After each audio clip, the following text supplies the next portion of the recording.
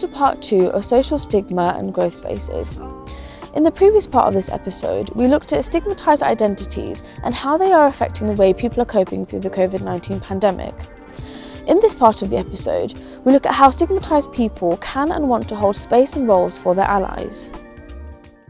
Raymond, what do community groups need to think about when they're engaging with stigmatized minority ethnic groups? Yeah, I think what the last 4 or 5 months has taught a lot of people is back to the concept of monolithic communities, right? So they're so, West African's different from East African, and South Asian's different from, and then we go on and on. I think for me, I actually think is an opportunity for community organizations to have to devise a framework that starts creating these spaces where we can lead. So you'll see a lot of the conversations that have come up over the last 3 months are, hold on, millions of pounds and resources has gone to BAME communities, but being administered and rolled out by non-BAME organizations. We knew that, people knew that, but the masses didn't know that. Okay, the masses didn't know that. So what does that mean? So that means that that's all fair, but can I, or our organizations that are BAME led, can you show examples where they are rolling out similar programs within majority host communities? Let's call them that. And you can't. And we're not talking, and we're talking about millions of pounds and resources. And my background is around violence reduction. So that's one of the prime examples where programs and projects have been rolled out around violence reduction primarily, but not by BAME-led, not in a sustainable way by BAME-led organizations. Okay, so I would say that this is one of the things that I argue, that we've got to start moving away from projects and go across to what we know as movements. Projects are finite, they have a 9-month life cycle, and then we're back to square one. However, when you build movements, when you build people that buy into it, whatever community they're from, then you can almost track the learning and the distance traveled a lot easier, because we can see a change. So in short, I think a lot of these organizations, not just from COVID, but also the issues around racial justice, a lot of these organizations, if these non-BAME-led organizations, if they don't have a racial justice strategy that's been drafted for the next 24 months, which includes everything from delivery to recruitment and everything in between, is it racial? Is their work racial informed? That's probably what I'm saying. But also BAME organizations, it's an opportunity for them to kind of big up themselves and become leaders around this, and start apologizing and start saying, okay, let's show you how to do it, because all of this has happened on your watch. Can I just quickly ask you a question on that? What you say, organizations should have a strategy. Could you just elaborate a little bit on what a strategy looks like? Is it enough to say we need, this many people of that background on the committee, etc.? What do you mean by strategy? No, because that sounds a lot much like, maybe people familiar with the Rooney Rule, right? So the Rooney Rule in American football is that if there's a vacancy for a coach, the law is that you have to interview a black or person of color for the job, right? So that's easy enough. But when we're talking about what policy looks like, it's not just who's on the board, but what position they are on the board. How do you ensure that it's not, as we call, a job for the boys or the girls? How can we make sure that the right person gets that role? But also not just in terms of operationally, in terms of resources. You see the big conversations happening now is that, these funders need to start ring fencing resources for BAME-led organizations. That's not hard, not BAME communities solely, but BAME-led organizations. And that should be policy. Because if it's about who can find the best bid writer, or who can attend that meeting on the other side of the country and put themselves in front of in a room and put themselves in a hold and afford all of that, then clearly, you know, that's why I got a quote the other day from a national strategic youth organization. They said 10,000 projects are going to be affected around COVID. At least a quarter of them will be gone within the next 12 months. And within those quarters that are going, a majority of them will be the small BAME organization that kind of depend on funding stream to funding stream. So what does that tell us? And Ray, I think what one of the things that it tells us is that, you know, who is going to rush into those spaces that have been emptied because funding opportunities funding have ended. It's going to be these larger organizations, national organizations that are largely white-led, that don't have the consciousness that you've talked about, that don't have that strategic understanding of race or equity in any kind of deep way, who haven't dealt with institutional Islamophobia, who haven't dealt with their own sort of extreme white privilege. And I think this problem is acute in the United Kingdom. I think here in the United States, where things are pretty abysmal, I think there is. I think at least there is a different kind of public conversation happening now. But I do feel that back home in the UK, this is a conversation that is happening in solitudes, right? We are having conversations, we are pushing back, and yet it is not being heard, or frankly, it is being heard. Let me really rephrase that. It is frankly being ignored, and willfully ignored, because the systems of power can get away with it. And I'm totally with you, Ray. I think we, and this is a global reality, we need to start thinking about movements.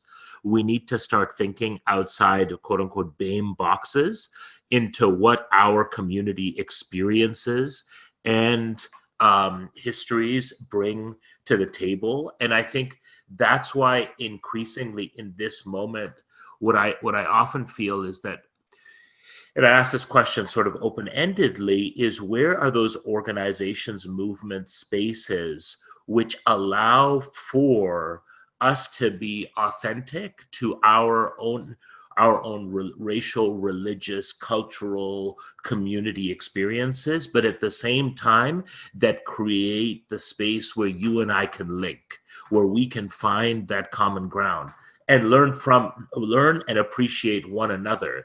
Because I think it's in the interests of systems of power to create divisions between people of color, between marginalized people, between poor people. And I think we are up against, in this new kind of reality of emerging identity politics, of which I, in principle, have no problem with. I think one of the things that we are losing, and Ayaz, Heather, and thinkers on this side of the Atlantic have been talking about this, is that we have to sort of use this moment to create intersections of unity, to push forward movements. And I'm totally with you, Ray. I think, and I think this needs to be like a mantra for us. This needs to be a guiding principle for our works. There's 3 S's that are not afforded to BAME organizations. You'll never hear these words in BAME organizations. The first one is secondments, right? The second one is sabbaticals. And the last one is surplus. And it's very hard to find this present in BAME-led organizations, where people can be seconded to, other organizations because they don't have the resources to that. The sabbatical, when you hear a person say, I'm taking some time out and then I'm going to come back. And the final one is surplus. And the surplus one is not in this current climate, is the most important, because BAME-led organizations do not have the surplus to survive the next 12 months. You show me a BAME-led organization that's a non-NGO that draws down £1 million a year. Between 500 and £1 million a year. Show me one BAME that's a non-NGO. So as in, not an aid organization. You're going to be hard pushed, or it's not a faith space. There's something, as you both are talking, that's occurring to me quite strongly, and I hope I articulate this well. There's a question there as well about barriers to access for funding, which is about the language we speak versus the language of the people that Abdul Rehman is, Abdul Rehman's talking about, the people in power, right? There's a disconnect between the language we speak and the purse string holders. So the language they speak when they are managing the purse strings often undermines the methodologies that we employ as Black and minority ethnic communities. So one example, for a long time, the Arts Council were not funding what they called religious projects. At the same time, they were not funding enough ethnic minority projects, and they wanted to look into why that was. Now, one thing that was obvious to a lot of us is that actually spirituality plays a large part in the artistic culture of South Asian communities, of Black communities, the largest ethnic minority groups in the country. So when we were applying, and there were a few of us applying for different grants under this kind of, guise, which brought spirituality and other things together, our types of art that come from our cultural heritage, because what we were saying was not understood, it was not understood to fit the criteria. So therefore, we are no longer eligible for the money, right? And there's a pivot happening very slowly there, but it's not really happening. So there's also something about gatekeeping and finding that space for shared narrative between the majority ethnic hands that hold the purse strings and the minority ethnic people who need that in order to create movements. Like, how do we create that pivot? Well, look at the recent really important initiative around funding racial justice work. Approximately £500,000, 1,400 applications for £500,000. Now think about that. So what does that tell us? It tells us that there's not enough in the pot, but it also tells us that there's a real desire for people to work around racial justice. Now, there's only going to be a limited amount of work being done, but so if it's clear that people want to do work around racial justice, who's going to resource that? 1,400 applications. Now, another one recently, I think it was just short of £1 million. I think nearly £6 million worth of bids went in. So if that doesn't get picked up, funders don't need to be innovative anymore. Clearly, there's a desire to do this type of work. There's also a question about who's applying, right? Because we see this kind of secondary thing that the people who speak the language are quite often not from the minority ethnic group. They're the people who understand the language of the majority ethnic group. So we get a whole load of projects which are majority ethnic run, and run on the principles, the artistic principles or the engagement principles of that majority ethnic population, which doesn't have the requisite level of insight into dynamics within and amongst stigmatized ethnic groups to really hold space in the way that it needs to be held. Yeah, and I often say that your senior leadership team should be as diverse as your annual report, because all of a sudden these BAME faces are popping up on front of annual reports, and then when you follow it and then you go and you look at board members and senior leadership team, it looks nothing like the annual report. So clearly when it's time to bring people of color in the frame, people know what they're doing, and so there's a lot of unpicking to do around this, and I just hope that there's real trust in BAME communities to be given an opportunity to help rebuild resilience, both within their own community and share that knowledge with other communities. So Raymond and Abdul Rehman, I'd love to ask you, how would you create reflective spaces for our stigmatized population, and what are examples of successful ways to provide these spaces? Abdul Rehman, I'm going to hand this over to you to begin with.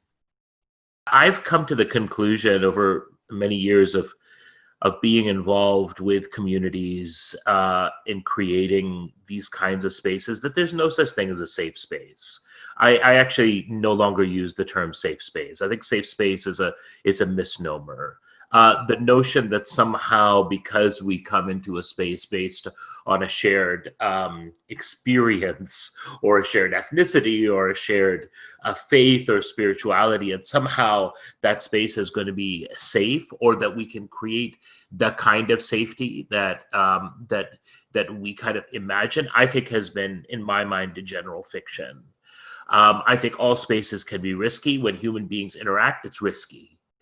What I have tried to do, and I think the pivot in my own work has been around how do we create merciful or compassionate spaces where we understand that every coming together, and I loved again Ray's reference earlier to movement building, that as we come together to build energy and movement, as we come together to build solidarity, as we come together to imagine new ways of being together and togetherness, that we should do so with the widest capacity for mercy and for compassion for one another, the ability to hear, listen, take in, disagree, and yet be supported. Now, that itself is a learning process. And I think the project that I and my colleague, Stephen Shashua, together, we've been working with a collective called the Caravanserei Collective, which both of us convene, have been about how do we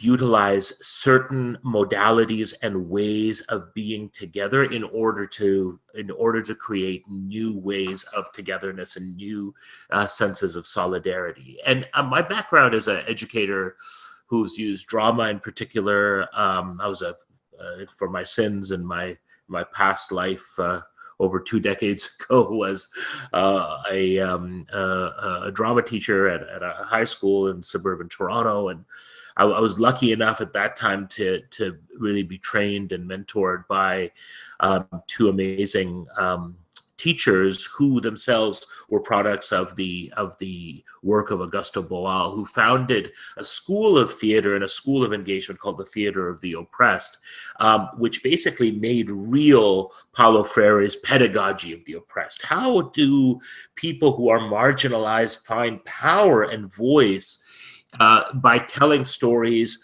through drama? And that the Boal's essential position, I think this is important, that when we construct spaces, everyone is both a spectator and an actor. We have agency, but we also have the agency to watch and learn, and to know that you can switch in and out of those learning identities at any point in time. So the projects that we undertook in Indonesia, now in Singapore, in Peterborough, in the Netherlands, were around how do we get individuals to authentically tell their story, to be able to express vulnerability and their truth, and to be heard.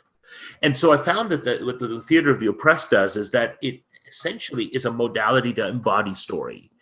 And that no story is linear. Every story changes according to how we engage with the decisions that we make through it. Part of that is using our bodies through creating visual images that other members of the cohort that is involved in creating story can respond to. Part of that is encouraging what we call forum theater, which is creating scenario that you can jump in and out of. And I think we do that by creating an environment where we honor the multiple identities of those who are in that space. And so I think that is actually vital about creating space. Often, and I think Ray, you made reference to this before, just in the same way as dominant power structures want to homogenize us, often we internalize that homogenization.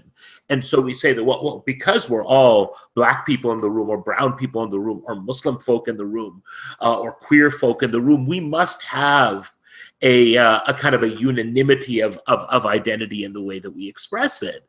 But in fact, as we begin to get into it, we realize that Black and Muslim and brown and queer or whatever, it has a particular meaning for us that we bring into a space of social solidarity. So part of the work that we do in terms of process is to focus on sort of allowing everyone to represent themselves as they see themselves, then finding areas of intersection and solidarity. And often, Anita, as you as you'll recall, through the process that we were in, people found all kinds of threads of connection, really across class, race, religion, and gender.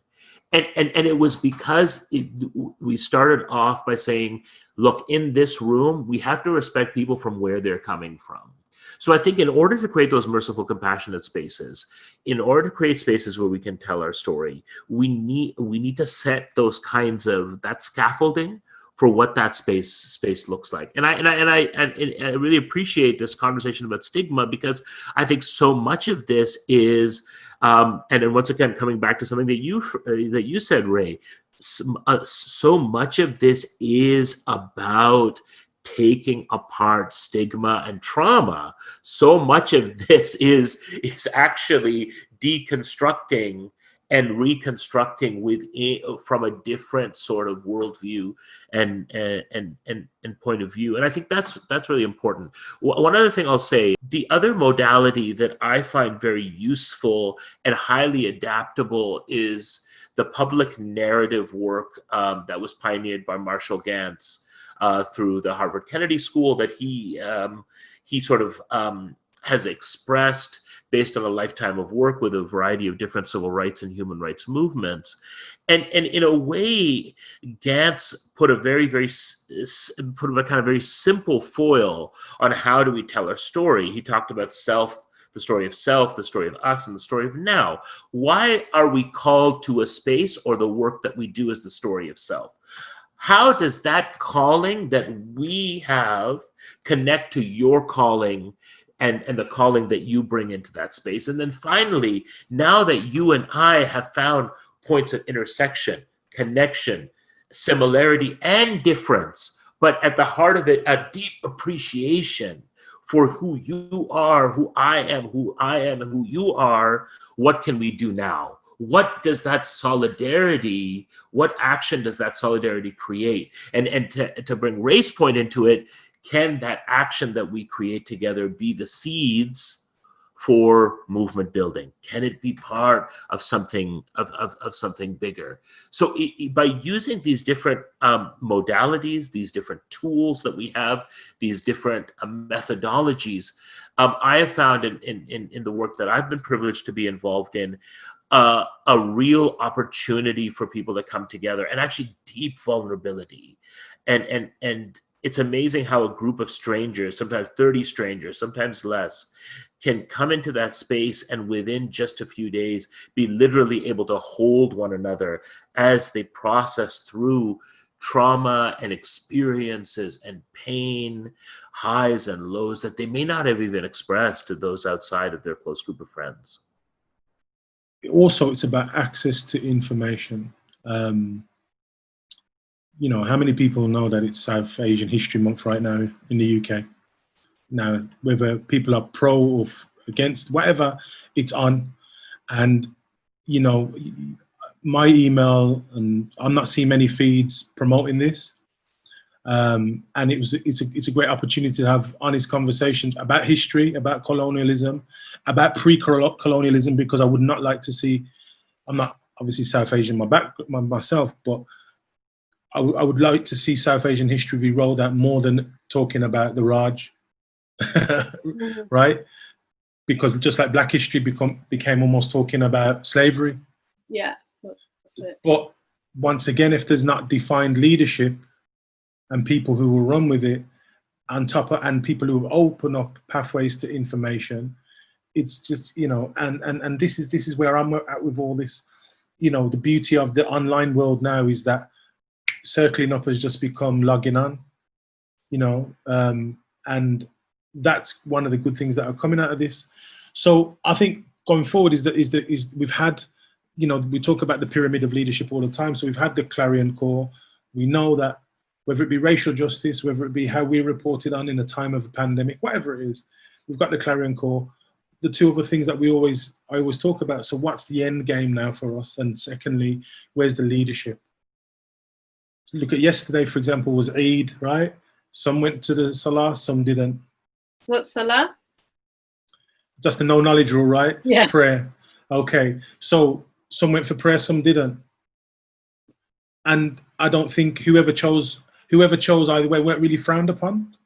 So it just shows you that it's not a monolithic culture. It's about people now are like not just fighting for survival, but really digging their heels in and saying what's best for me right now and what suits me and my family and my loved ones. but I really would love to see some leadership around this. And some of the things you mentioned, the Dovra mentioned about, you know, where are we extracting the learning from?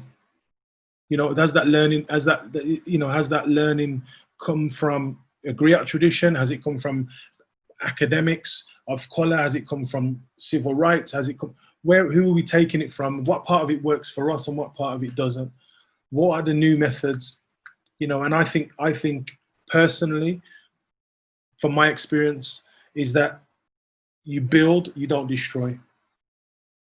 You build something that makes the old model obsolete rather than trying to destroy a model that's not working. That's too much energy and resources that people haven't got. So, you know, I think that's where I'm at with it. I would say, it was interesting your point about safe spaces, and I think it is a brave spaces era that we're in. The brave space means this actually might not work out the way we wanted it to. I love that. I love that term, Ray. That's really, yeah, absolutely. So that's I think, and that's something that I'm going to try and take forward over the next 12 months, God willing. What are you able to let us in on, like how you're looking at applying that in your work? I mean, on a very basic level, this week I'm interviewing someone who was a former EDL organizer. You know, live on a live stream. I don't want to interview him and saying, "Oh, tell us about your time of ignorance now to your time of enlightenment." I want to ask him about the voiceless situation within white working class people, because those are one of the things that draw people into that mindset, that a lot of people from those communities feel voiceless. That, you know, it's one of the, when you feel voiceless, you look, you know, and someone's in your ear. So I'm going to ask him the harder questions. I'm not kind of just to appease the interview, you know, where are his feelings now? So that's what I'm doing about I'm trying to create these brave spaces so we can all learn. I think that's so significant as well, because, you know, the name of this podcast is actually, it's not safe spaces, it's growth spaces. And in terms of like resilience, how do we build resilience and come out of this massive change in our lives? And for Black and minority ethnic people, it's kind of a change upon a change, right? Because suddenly the world switched up on us when Brexit happened. We went into a very different world where we felt safe before and we thought racism was behind us. Back it came. And then we had the pandemic on top of that. So we've had this big time of change, and it's kind of with the Black and minority ethnic populations as well as the majority ethnic population, how are we growing out of that? What kind of resilience are we developing, and what spaces do we need to support that, right? One of the things that's really important in resilience as a psychological factor is relationship building. It's building out of trauma together, and actually trauma, by which I mean change from the norm, is an opportunity for relationship building on a new footing. So we are actually now in a time of opportunity for that as well. We are all questioning what our existence is about. We are all looking at how other people are experiencing the pandemic. So we have this enhanced empathy, this enhanced compassion at the moment. We're interested in other people's story, right? Interested in other people's inequality. And we're interested in our own being. How are we going to come out of this? We're looking for ways out. And there's something that I've often found in my work, even in normal times, which is that when I'm working, especially in kind of the anti-hate speech area, you know, it's not what we say that matters, it's how we come together. And the most effective thing for growth together as majority and minority ethnic people and coming to know one another and coming to find that common ground is spending time together. It's having common cause, right? And right now we have common cause. We have common cause to come out of this with a new identity and a new time, the pandemic, you know, the pandemic identity. So actually, I think it's brilliant that you are having that conversation. It feels like feels like this is an opportunity as well as a trauma. And I'll tell you why. Not to stretch it too far, but I was delivering some training recently to some social care workers online on a Zoom, and we're all in a room. And I just at the start icebreakers. So my icebreakers, reverse engineering kind of icebreakers. And I was just asking questions. And then one of the questions was, what percentage of the UK are refugees, right? And then, you know, the poll on Zoom. These are social care workers, social care youth practitioners. And I'm seeing 30%, 40%, 25%. Social care workers believe 30 to 40% of this country are refugees. So when I told them the actual figure, obviously less than 1%, depends which report you read, by the way, but on average, and this is what someone was saying, the thing about Zooms is very difficult to read the temperature of the room. But I could read the temperature of the room after I revealed to them the real figure. Now, those are the carers and the practitioners who I don't believe in and of themselves they're prejudiced. I don't believe that they're racist, but their perception is one that it's time for us to say, well, hold on a minute. Maybe the perception that you hold around certain communities is because the information that you've got is wrong. And you have to check. And I don't like the word unconscious bias, if I'm honest. I call it racism light. And I think unconscious bias is a place where people can hide too easily. I'm sorry. But you know, sugar-free racism is a hiding place. So I really want us to kind of like learn, but also share and really open up pathways to information. Oh, thank you guys. This has been an amazing conversation. I really want to keep this a bit longer because I think we're all getting into things that don't get much airtime. And the great thing about this set of podcasts is it's been led by people of minority ethnic backgrounds. I hope that our viewers would take away some ideas about how they might start to host those spaces using some of the resources actually that have been spoken about as well. But it feels like, if I'm correct in saying, it feels like we're all saying that we are coming to a place where actually we can start to have some more serious conversations that kind of go beyond identity politics and really go down to who we are as people. Can I just say as well, I felt like this conversation wasn't, in a good way, it wasn't rosy, because I feel like other conversations I've been part of or I've observed, they're too gentle, and I think that we were quite raw about the reality of stigma. And I think that that's going to be really valuable for organisations to listen to. I love Abdul Rehman's identification of the need for mercy and compassion in these spaces and fundamentally every interaction to be able to build bridges across communities. As Rehman said, now is the time for the era of brave spaces where we come together in our humanity and our vulnerabilities and grow in a direction that draws us closer together. If you have any thoughts or questions, please do leave them in the comments.